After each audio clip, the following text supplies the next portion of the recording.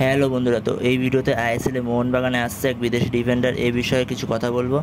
ভিডিওটি সবাই শেষ অবধি দেখো। চ্যানেল নতুন হয়ে থাকলে চ্যানেলটি করতে অবশ্যই সাবস্ক্রাইব করে পাশে থেকো সমস্ত রকম খেলার আপডেট পাওয়ার জন্য। একটা বিদেশি ডিফেন্ডারের সাথে মোহনবাগানে একটা লিঙ্ক আপ খবর শোনা যাচ্ছে, সে ব্যাপারে কিছু কথা বলবো। যার নাম হলো আলবার্তো রড্রিগেজ, একজন স্প্যানিশ ডিফেন্ডার। বয়স হচ্ছে তার 31, হাইট 6 ফুট 2 ইঞ্চি। সে বর্তমান সময় খেলছে ইন্দোনেশিয়ার ক্লাব পার্সিপে।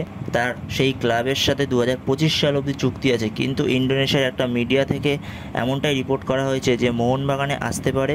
যেটুকু দেখলাম প্লেয়ারটার কন্ট্যাক্ট আছে 2025 সাল অবধি, কিন্তু সে কন্ট্যাক্ট টার্মিনেট করার জন্য সে ক্লাবের সাথে কথাবার্তা বলছে এবং সেইভাবেই মোহনবাগানে আসার সম্ভাবনা দেখা যাচ্ছে। যদি প্লেয়ারটা কেমন বলা যায়, তো কোনো কি বড় নাম না, প্লেয়ারটা কোনো বড় নাম না। দেখো, সবসময় বড় নাম হলেই যে প্লেয়ারটা ভালো হবে এমনটা না। মোহনবাগানে আসলে মোহনবাগানের জন্য খুবই ভালো হবে, মোহনবাগান ডিফেন্সের জন্য খুবই সাহায্য হবে। তো আলবার্তো রড্রিগেজকে সাইন করানো মানেই যে ইউরোপ থেকে কোনো ডিফেন্ডার আসবে না, আর এমনটা বলা যাবে না।